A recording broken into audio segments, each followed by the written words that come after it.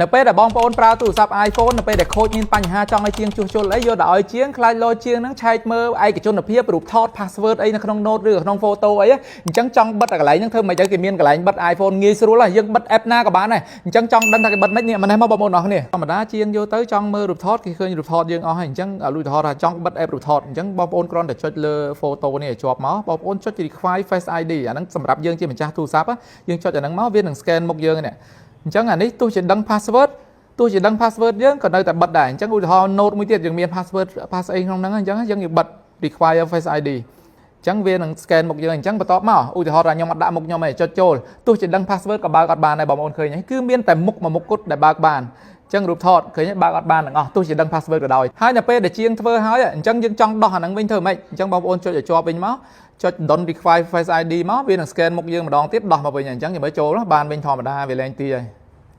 នេះធម្មតាតែប៉ុណ្្នឹងជាការស្រេច